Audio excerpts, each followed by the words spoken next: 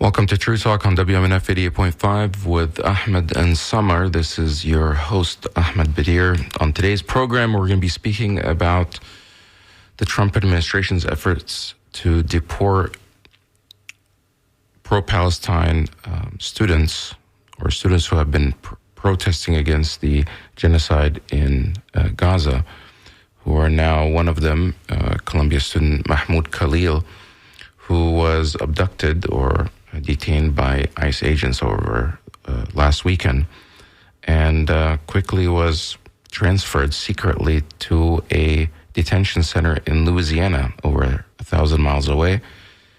And there were efforts to try to deport him. That has been stopped for now or halted by a federal judge.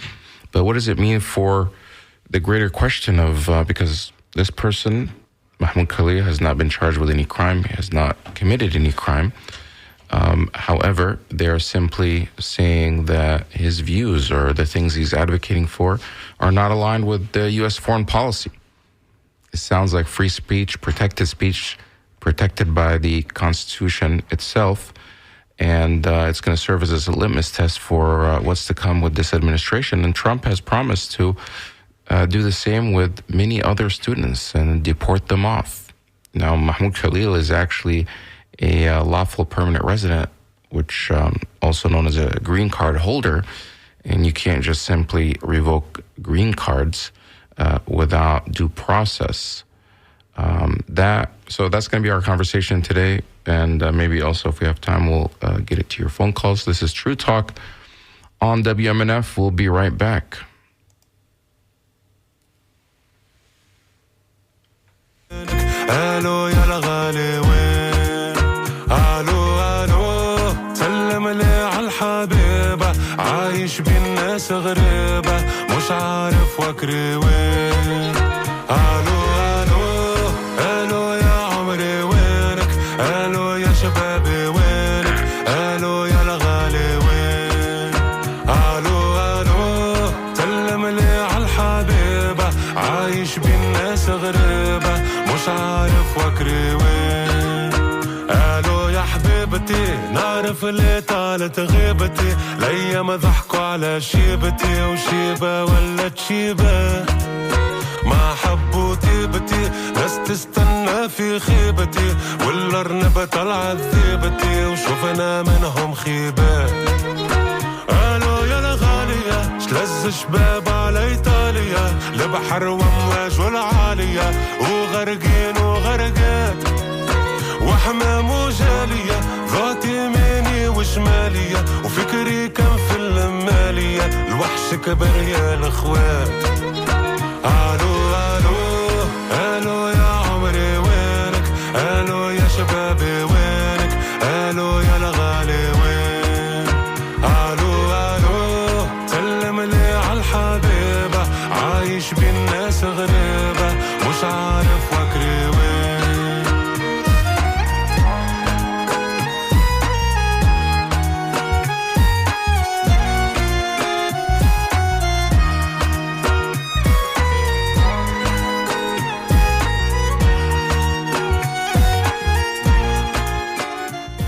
Welcome back to True Talk on WMNF 88.5. Again with Ahmed and Samar. This is Ahmed Bedier. I'm now joined by my co-host Samar Jarrah, who we're going to be talking about this case of Mahmoud Khalil and the crackdown on dissent, and it seems a specific type of dissent. I mean, Vice President J.D. Vance went to Europe and went to the Munich Security Conference or Forum and lectured Europeans and Germans about the need to allow for more free speech.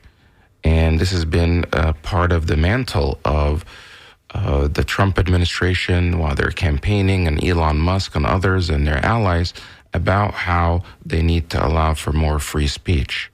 However, by looking at the type of speech that they're referring to, not all speech seems to be something that they support, because pro-Palestine speech or anti-genocide, anti-Israel speech seems not to be tolerated by this administration. Case in point, the arrest of Mahmoud Khalil. He is a Columbia student, graduate student, or graduate of Columbia University in New York, but he took part and was one of the student leaders that's involved in the protest on campus, and was actually last year was one of the negotiators on behalf of the students. Now he's been abducted or arrested Saturday night and secretly transferred to a detention center in Louisiana, where he's still being held. And the U.S. administration, or the Trump administration, had said, even Donald Trump tweeted about it, Secretary Rubio tweeted about it, saying that he's being deported, that his privilege to be in the United States has been revoked, and he's being shipped off. Now, a federal judge has put a stop to that because of an emergency motion that was filed by Mahmoud Khalil's attorneys. And there was a hearing yesterday, but Mahmoud Khalil was not in court. He's still in Louisiana in detention. And it's turned into a big issue and being discussed whether somebody who's a student, former student, a green card holder, because he happens to be a lawful permanent resident, if they can just simply be arrested and deported because of their speech. And so far, even the government has said that he didn't necessarily break laws. However, the things he's advocating for and speaking about and protesting for do not align with the foreign policy of the United States. It doesn't sound like America to me, and that's what we're going to be talking about. Samar, welcome to the show. Assalamu alaikum, Ahmed, and Ramadan Mubarak to you and all the listeners who are celebrating the fasting month of Ramadan. Ahmed, very disturbing what is going on, because I think the First Amendment and the Bill of Rights, the freedom of speech, is one of the most unique things about the American Constitution, in my opinion. And it is something that, I studied to take my citizenship exam, and that was one of the most fascinating aspects of what I studied and read about and appreciated. And this is how we have WMNF, and this is how we have our show. So for something like this to happen, and it's really sets a precedent, and I am hoping that people will start to pay attention to what is really going on in this country, the stifling of free speech, and just to label anyone, Ahmed, that you disagree with labels like supporter of this or that, but to tell somebody who lives in the U.S., who has never set foot in Palestine, that you are a supporter of Hamas, is really scary, because anybody can label anybody with anything. Right. And they've been saying that for a while. Even Elon Musk and others, they've been depicting these protesters all over the country that are protesting the genocide. They're against what Israel is doing. They're against the murderers, the mass casualties in Gaza by Israel, which Amnesty International has called a genocide. Human Rights Watch has called a genocide. The International Criminal Court has issued arrest warrants for the perpetrators of this genocide, Netanyahu and Gallant, the Prime Minister and Defense Minister. And the International Court of Justice of the United Nations has said there's plausible genocide. And these students, just like other Americans, have been protesting against the genocide, against what Israel is doing. And right away, the talking points from the people that are on the Israeli side have said, these are pro-Hamas protests. None of these, I've gone to some of these protests, I didn't see anyone promoting Hamas or supporting Hamas. They're simply criticizing what Israel is doing, and they're objecting to it, and they want the United States to stop funding the ongoing slaughter of these Palestinian people in Gaza. But they keep pushing it that, if you're doing that, you are pro-Hamas. Which okay, let's, I don't know where to start, Ahmed, because I am a Palestinian, and my aspiration is to have Gaza free of occupation, to have one state for Jews and Muslims and Christians to live peacefully together. Does that make me a Hamas supporter? Are they going to come after me on this show?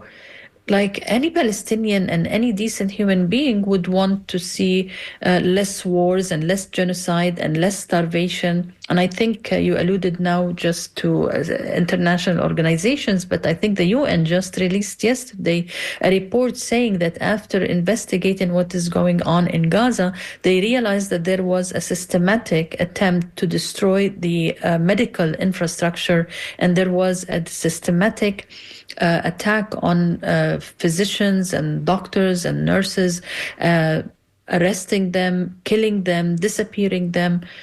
So if I talk about that, that does not make me part of Hamas. It makes me part of humanity.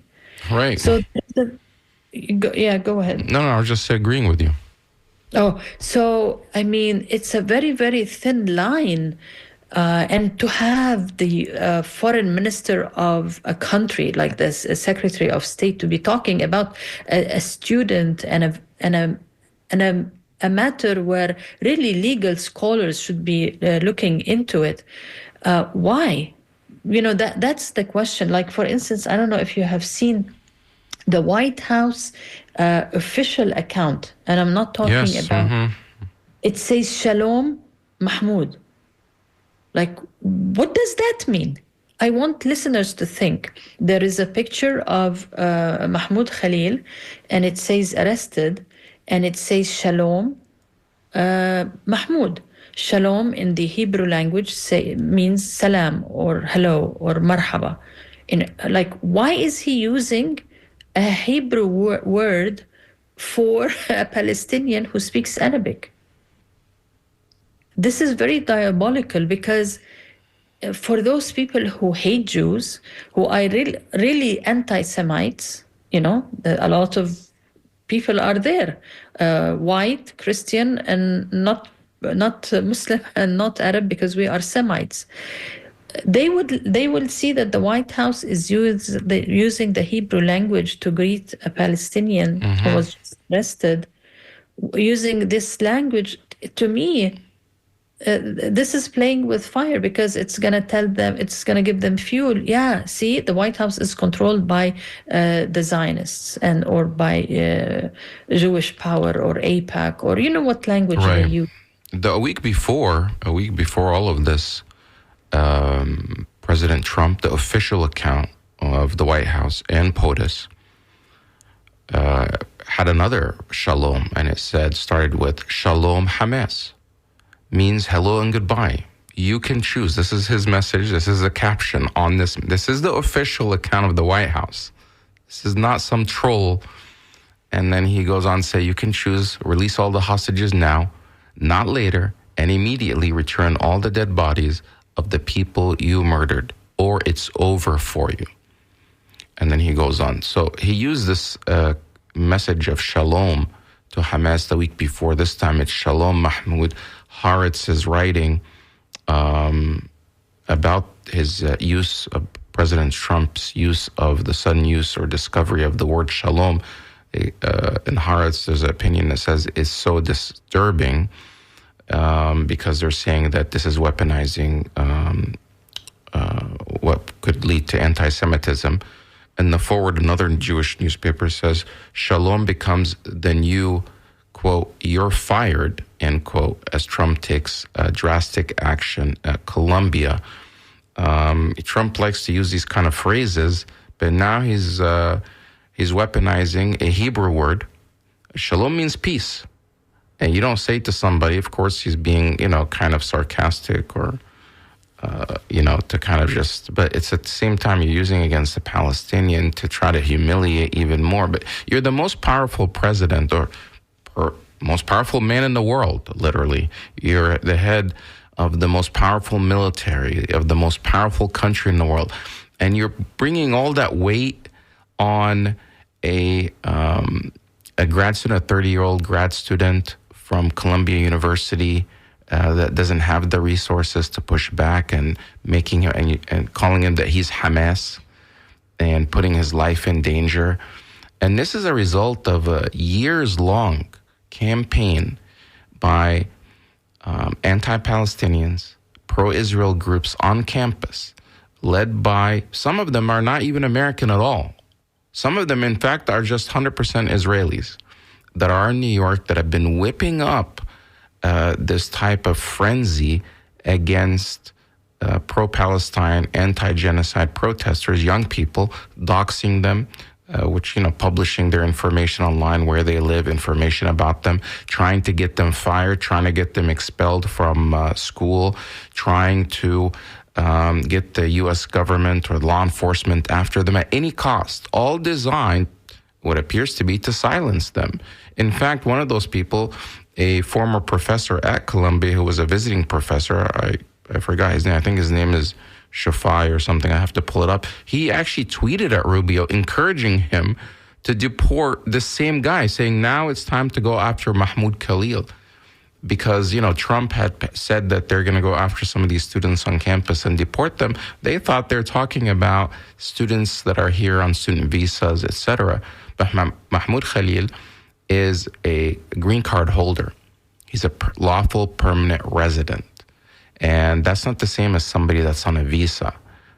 And in fact, when we heard the testimony of his from his lawyer of what happened when they showed up at his house or his home, which is campus housing on campus, they told the lawyer that his visa has been revoked and he's being deported. And she said he doesn't have a visa. He's green card holder. He's a lawful permanent resident, which kind of surprised them at first. So it just seems like they didn't even know that. And they said, well, that's being revoked too. And then they whisked him away, would not tell the wife or the lawyer where he's being taken. And overnight, right away, he was taken to New Jersey, out of state. And immediately the next day, flown all the way to Louisiana, over 1,000 miles away, out of the jurisdiction of New York, making it very difficult for his lawyers and legal team to defend him, which now his legal team is saying is by design, so he could be outside the reach of the New York jurisdiction in a more favorable jurisdiction. So it's, yeah. I want to go back to something you just said. So are you saying that when they arrested him, they did not know that he was a permanent green card holder? Yeah, that's the core. I mean, basically, that's what his lawyer was saying. She had to educate him and say he doesn't have a visa. He's a green card holder. And the person that was on the phone with her, an ICE agent, hesitated and didn't seem, according to her, that he didn't realize that he was. And then his quick response was, "Well, that's being revoked. That's revoked as well." Which you can't just revoke it like that.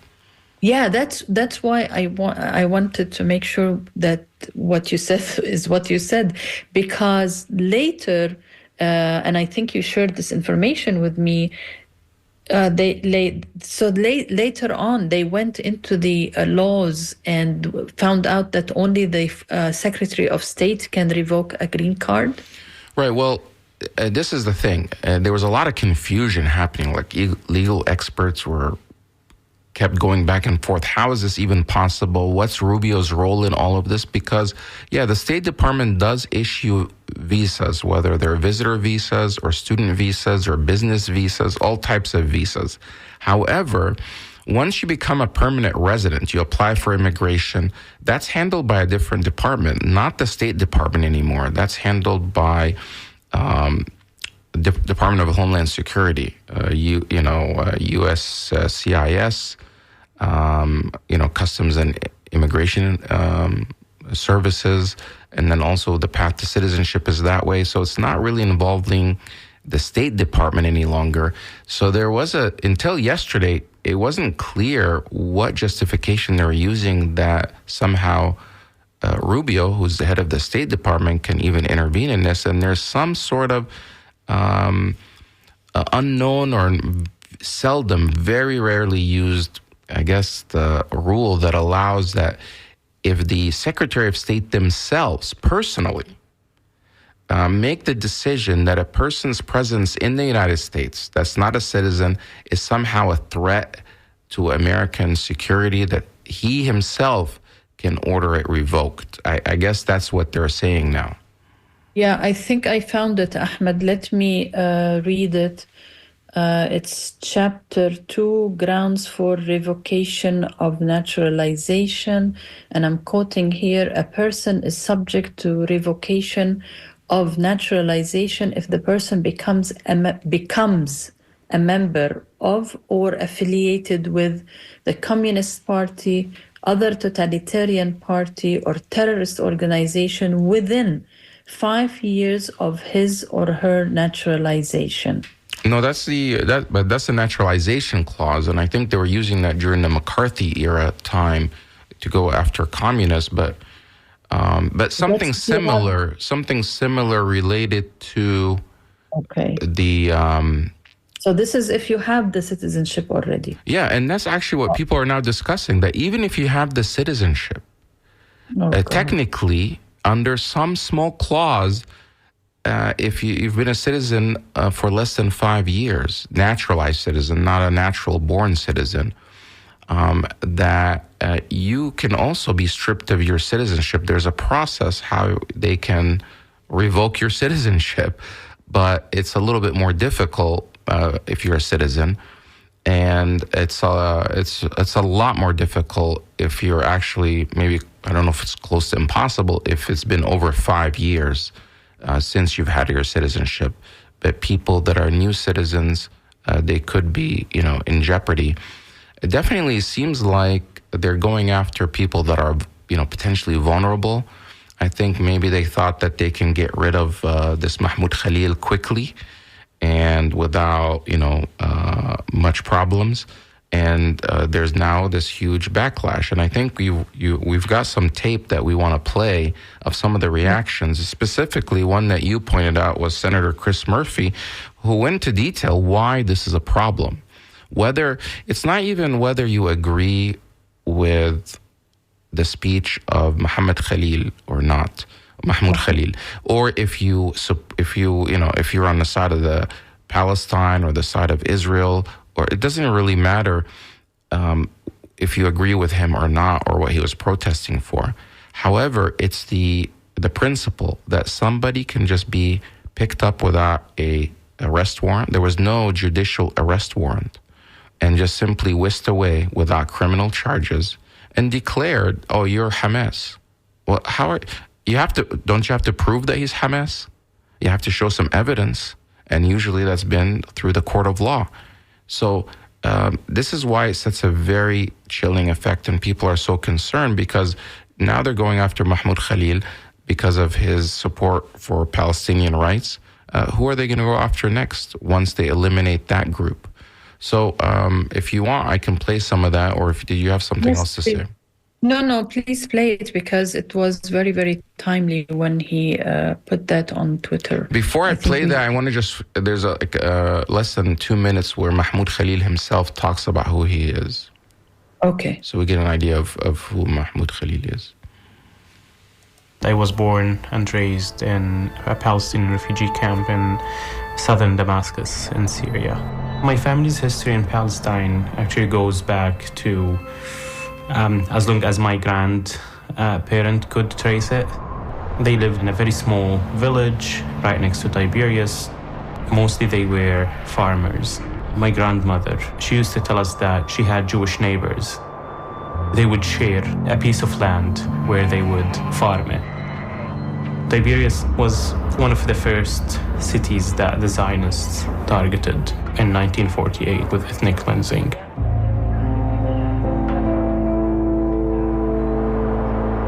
In April 1948, a month before the Nakba, the Zionist militias, they burned one of their villages.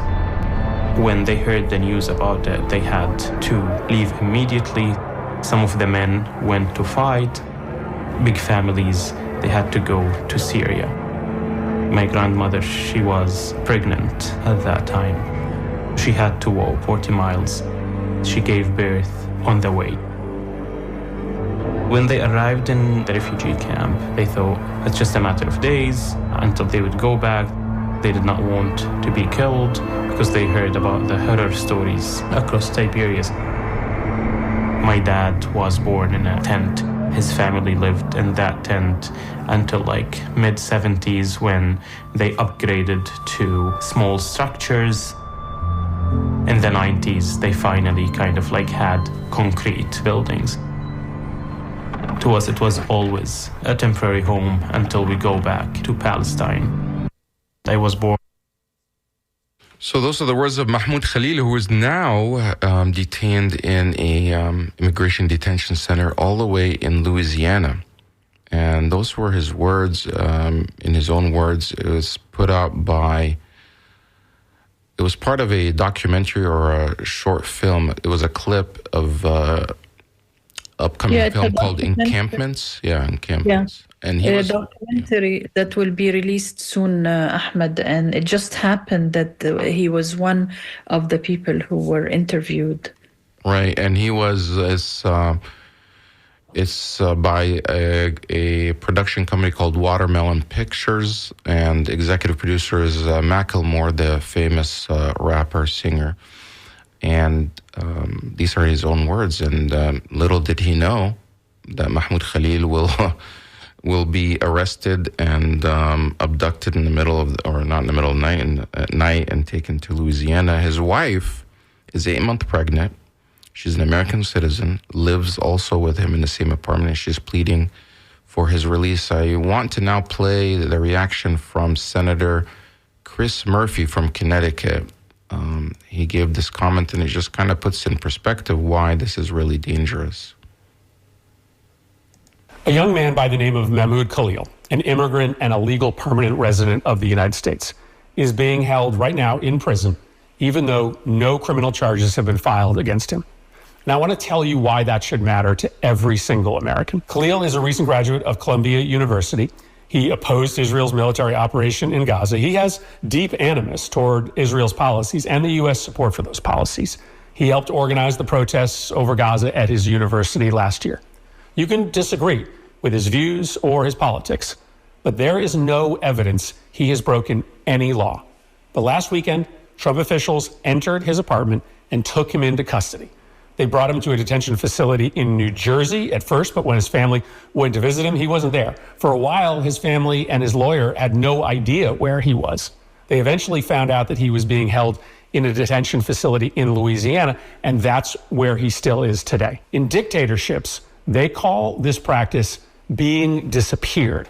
No charges, no claims of criminal behavior. The White House doesn't claim he did anything criminal. He's in jail because of his political speech. And here's why everybody should care. In America, your political speech is protected, whether or not the president likes what you say. But today, if you're loyal to Donald Trump, your speech is going to be protected, even if it's hate speech. You can be Marco Ellis, an employee of Doge, who said he, quote, was racist before it was cool, and, quote, normalize Indian hate. And the vice president of the United States will tweet in your defense. But if you are disloyal to Trump, or you're organizing against Trump's political agenda, your speech could be criminalized. You could find yourself in jail. Now, Trump chose to begin by disappearing a Palestinian immigrant, hoping that his place of birth and his immigrant status would just cause people to look the other way. But we cannot. Because once it becomes normal for the regime to disappear people simply for protest against the regime's policies, once a citizen or a resident of America can be locked away with no charges against them simply because they protested, there is no going back for America. Even if you're a hardened Trump supporter, this practice should cross the line for you. Even if you disagree with Khalil's views, this practice should cross the line for you. This has nothing to do with supporting Trump. This is about supporting an American value, maybe the most important American value, protecting free speech, even if it's speech you disagree with. If our new reality is that a president can disappear an opposition protester with no charges filed against them, we are not America any longer. Today it's Mahmoud Khalil. Tomorrow it's me or you. Who could have thought that this simple... Today it's Mahmoud Khalil, and tomorrow it's me and you. That's the words of Senator Chris Murphy of Connecticut. I mean, it was right on point. it's dangerous, and it doesn't matter if you voted for Trump or who you voted for. They took an oath to uphold the Constitution. The bedrock of our Constitution is free speech, freedom of religion, free speech, being able to say what you want, as long as you're not inciting violence. Whether the government, this is the bedrock of it. That's what it means to be American. Take that away, like you said, Samar, earlier. What's left? That's it. You're desecrating. You want to be an American? You're pro-American?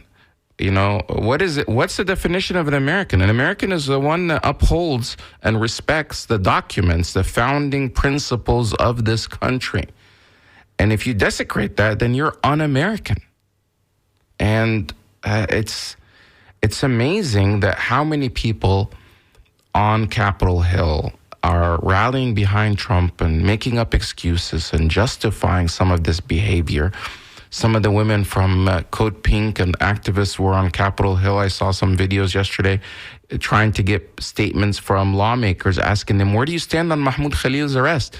And so many of the people on the side of Trump, his party, say, well, he's a guest. He can just go back to where he came from. That's not the point. This is really, really dangerous.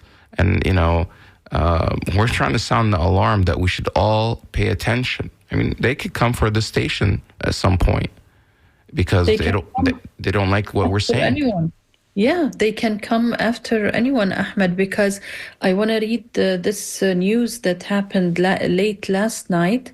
Yale University suspended a scholar and doctor. She's a young, she's wearing the veil, so she looks Muslim. I can tell from her name, Helia Dotari, because an AI news site, AI generated kind of accusation that she is a terrorist and she has links to terrorism. So all of a sudden she's getting all these death threats and she's getting the doxing and all her information is being public. And Yale University, instead of protecting her the way Colombia should have protected its own student and prevented ICE from entering his apartment or arresting him, Yale suspends her because she was fasting. She's a Muslim, and she said, I need a couple of hours. I need a lawyer. I need to gather myself. I need to be able to meet with you guys. And then they said, no, you refuse to meet with us. So they suspend her. She's young. She obviously just graduated and just started being a scholar and doctor at Yale University, and I think law department.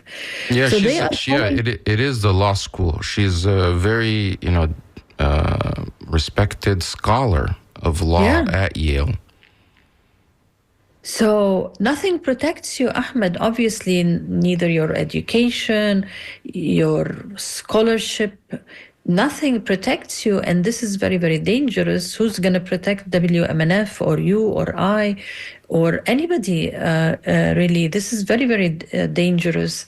And one of the organizations that is volunteering these names, I think you alluded to it without mentioning the name, is BTAR, which is a right-wing non-profit. It has a non-profit status here in America, and I would encourage people to Google it, BTAR.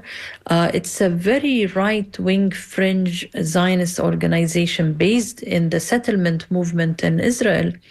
And they are the ones who are destroying people's lives and giving fuel to real anti-Semites and weaponizing anti-Semitism and making all these young, bright, future scholars and professors to intimidate them and make the rest afraid, Ahmed. But let's just remind our listeners that this is True Talk on WMNF 88.5 FM, and my co-host Ahmed Bedier and myself, Samar Jarrah. Maybe we shouldn't be mentioning our last names, Ahmed. Anyways, we are talking about an unbelievable case of Mahmoud Khalil. If you want to send your comments to dj@wmnf.org. I don't know, Ahmed, if you want to take phone calls and you want to give maybe if in a little bit. Right now, I think there's also a comment that I want to play from Mahmoud Khalil's lawyers in New York.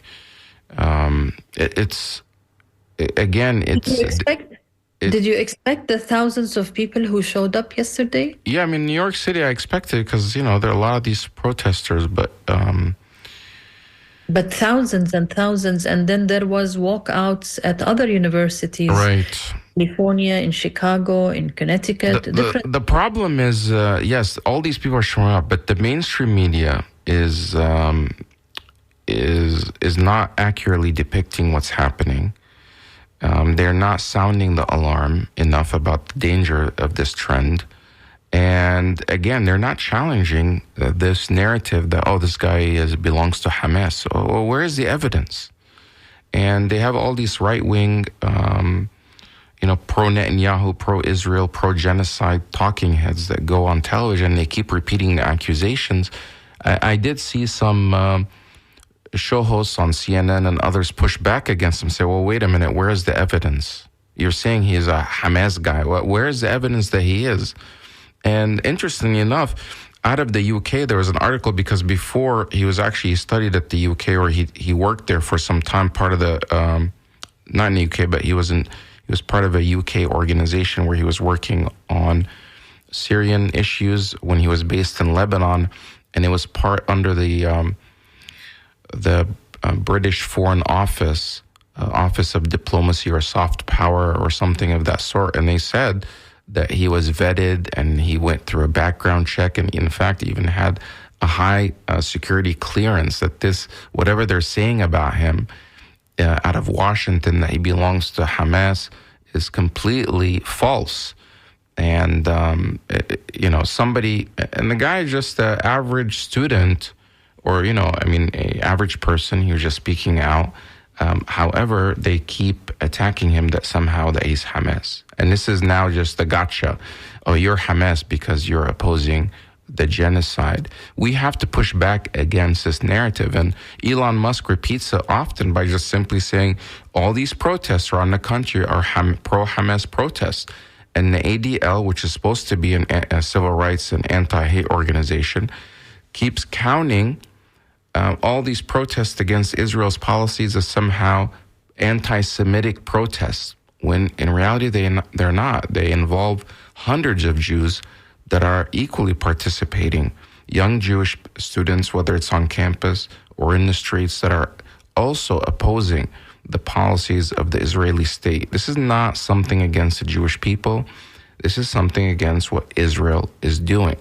And if you're Jewish out there and you see what's happening in the name of your religion, it's being misused and weaponized to try to silence other people, I think it's incumbent on people to speak up, even if you are not sympathetic with the Palestinian side, because eventually that will be used against the Jewish people in the future. And, this is what happens in history. It's really troubling. But Samar, let me go ahead and play a clip from the lawyer of Mahmoud Khalil in New York. I think this was yesterday or the day before. As we tried to make clear in court today, what happened to Mahmoud Khalil is nothing short of extraordinary and shocking and outrageous. It should outrage anybody who believes that speech should be free in the United States of America. Mr. Khalil is a lawful permanent resident. He was coming home with his U.S. citizen wife, who is 8 months pregnant, and he was taken by U.S. government agents in retaliation, essentially for exercising his First Amendment rights, for speaking up in defense of Palestinians in Gaza and beyond, for being critical of the U.S. government and of the Israeli government. Those are the reasons why he was targeted. Those are the reasons why he was detained. And that's the reason why the government also moved him to Louisiana in further retaliation for the fact that on the night of his arrest at home, he filed a habeas corpus petition in this court, which he also had a constitutional right to do. In retaliation for that, he was moved to Louisiana. to take him away from his lawyers, to take him away from accessing this court, to take him away from his family and his support network. And so every day that Mahmoud spends in detention in Louisiana is a day too long. We and he fully intend to vindicate not just his First Amendment rights, but those of all Americans, frankly, and all lawful permanent residents, and anybody who wants to speak out. It simply cannot be the case that you can be disappeared at night off the streets of New York City simply because the current U.S. government, the current administration of the White House dislikes what you have to say. That is, not just un-American, it's also unacceptable. And so Mr. Khalil and we will fight as hard as we need to in court to bring him home to New York City as soon as possible, and that's one of the motions that is now pending before this court. It is a motion to bring him back home and to free him so that he can fight this removal case. It is absolutely unprecedented. The grounds that are being cited by the government for purportedly claiming to revoke his green card and putting him in removal proceedings. This is a person who is a lawful permanent resident. This is a U.S. person. Those grounds are vague. They are rarely used. Essentially they are a form of punishment and retaliation for the exercise of free speech. We think it won't fly in federal court. We think it won't fly in immigration court. And it certainly should not fly in the court of public opinion. I will be reading a statement on behalf of Mahmoud Khalil's wife, who does not wish to be named. My husband was kidnapped from our home, and it's shameful that the United States government continues to hold him because he stood for the rights and lives of his people. I demand his immediate release and return to our family. His disappearance has devastated our lives. Every day without him is filled with uncertainty, not just for me, but for our entire family and community. Our loved ones are struggling with the pain and fear of his sudden absence. And yet, we are not alone. So many who know and love Mahmoud have come together, refusing to stay silent. Their support is a testament to his character and to the deep injustice of what is being done to him. Mr. So, this press conference, or the audio was from a press conference yesterday outside the courthouse in New York City, where a federal judge had an initial hearing about Mahmoud Khalil being, held, detained, and for his release. He is now in Louisiana. They're asking his defense, or his legal team is asking that he be brought back to New York City, where he lives and where he was taken from. The government is saying that they want to move the hearing out of New York to either New Jersey or Louisiana. Louisiana would be an extreme hardship on his legal team and his wife and family and supporters.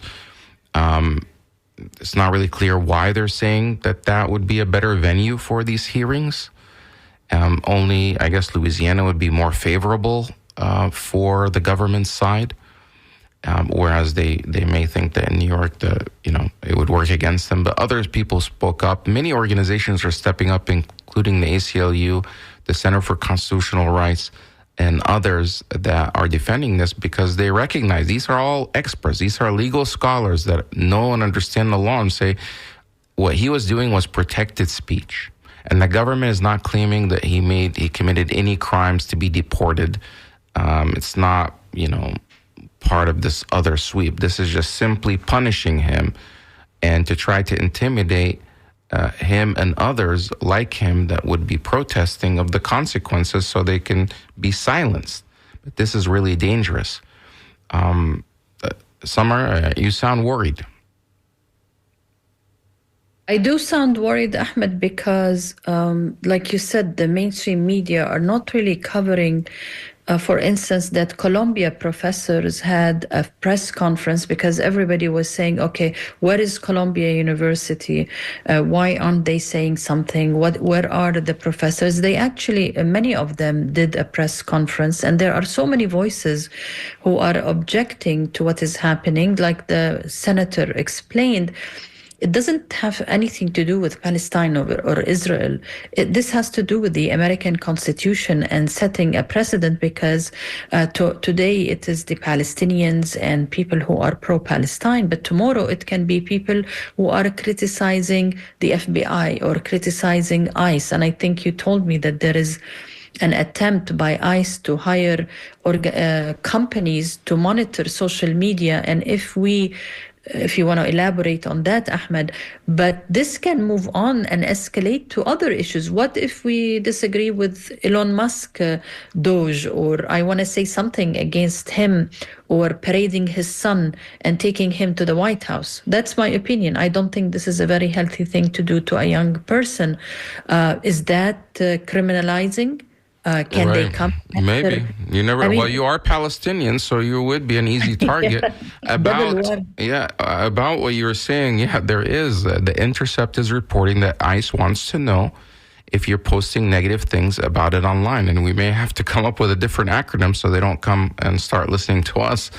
But basically, this article, which was published February 11th, says ICE wants to hire contractors to monitor social media. And ICE is a part of the Department of Homeland Security. Stands for Immigration and Customs Enforcement. And they're basically the police arm of DHS for immigration. ICE wants to hire contractors to monitor social media for threats. Those who criticize the agency could be pulled into the dragnet. And this is based on some documents that they've seen that they're pitching these to contractors to come and monitor. And they basically would create files on who's making these threats and where are they and et cetera. And where is that going to lead to? So these are all leading to dangerous precedents. Samar, I have a couple of calls. I'll take one or two and to see, I guess, where people stand on this. Are you concerned about free speech? Please stay on topic. Specifically about this, do you think the government has the right to just pick up anyone if they're a green card holder and just put them and accuse them of belonging to some group and then whisk them away? Is that without due process? Are you concerned about that? So if I can ask the producer to make sure, I guess, so I don't know what the name is here. Okay, there's no one there. Okay, I thought they were there, but if you do call in, please make sure you give your name. So there is another interview that was on CNN by Dalia Shemes. She's one of the attorneys for Mahmoud Khalil. She was on CNN, and here's what she had to say. I am here with you, so I was not able to be on that call. But yes, the judge did order those two calls finally to have a legally confidential, privileged call with the client. And without, going into what he said, did they have any description of how he's doing or feeling in light of all of this? I have not been able to actually hear from them yet. I do know that, obviously from his spouse, understandably distressed, and he is, very engaged in wanting to fight this unlawful detention, and is reading up and wanting to be very active, and we're finally able to have those conversations with them, thankfully. Yeah, notable that those conversations were able to happen. Overall here, what the administration is arguing is that he has been detained based on this rarely used provision of the Immigration and Nationality Act. It gives the Secretary of State, in this case Marco Rubio, broad powers to deport anyone who is not a U.S. citizen or a U.S. national. Why and what is your argument that does not apply to Mr. Khalil?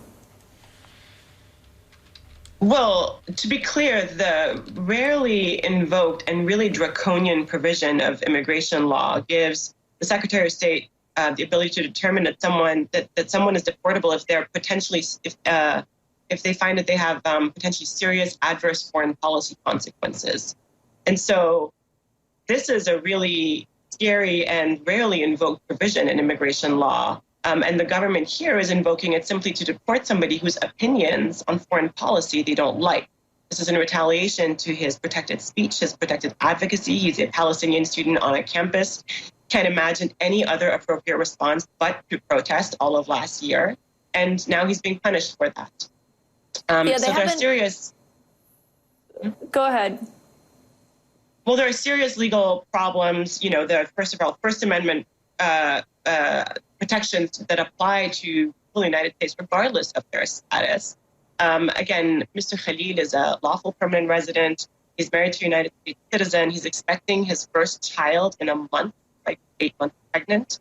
And these are, in many ways, this is a sort of opening shot by this administration to deliver on what they've promised to be, a complete repression of dissent on campuses and any criticism of the U.S. government's foreign policy and any criticism of Israel's war on Gaza. I think this is the key here, what his lawyer said at the end. Any criticism of Israel, and it just seems like our government is overly consumed with Israel's affairs. Like, oftentimes I see what some of these members of Congress and senators, somebody like John Fetterman, it's almost like he's full-time just talking about Israel every day. Mm-hmm. In fact, there was a report about John Fetterman that I had seen that said that so many people in his staff had quit or resigned because he's so fixated on working on it, that all he works on is Israel stuff now. And, he's elected from Pennsylvania. Is it? And again, just the last thing is that, this administration, their whole point was their mantra is America first. Where is America first in all of this? America first means free speech, freedom of religion, respecting the Constitution. Where is America first in all of this? Is it, Ahmed, because there is a genuine, organic, grassroots movement that has realized that the truth about Palestine? Potentially. I think public opinion is obviously changing, especially on the Democratic side. I mean, there are Gallup poll that recently came out that shows that Democratic support for Israel and sympathy with the Israeli side is at all time. It's never been this low. It's down like in the 20s, where sympathies with Palestinians has now gone over 50% when it comes to Democrats. Republicans is still lopsided.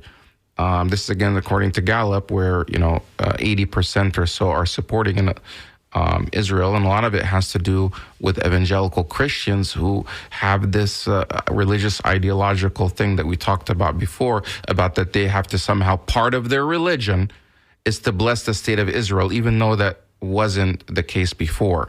It's something, that phenomena that just happened in the past 80 to 100 years where this shift has happened.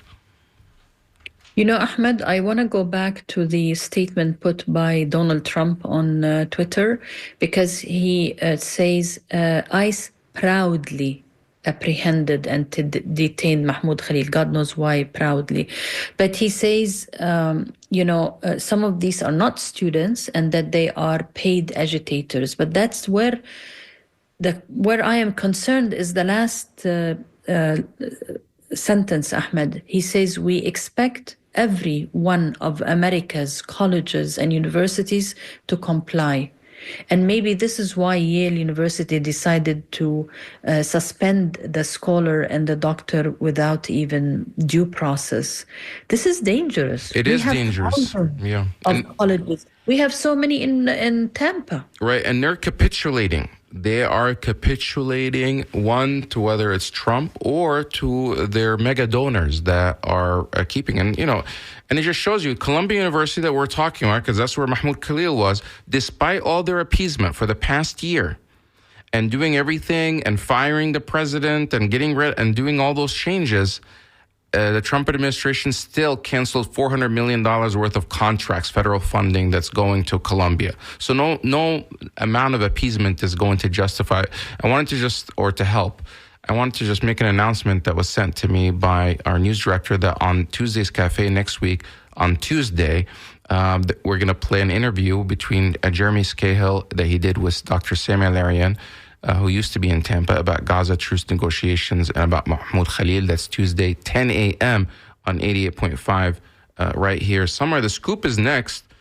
which we're going to play in about 30 seconds. We're out of time, but I think our listeners really need to keep an eye on what's happening with the Mahmoud Khalil case and what's happening with our government and the assault on free speech. Thank you to everybody that's called in. We couldn't get to you or that sent messages. People like Rick said, wow, I can't believe they've gone down this road as well. And yeah, I agree with you. And others that are also responding. We'll try to get back to you guys, maybe play those next week. Meet us back here next week, same time, same place. Continue with your Ramadan festivities.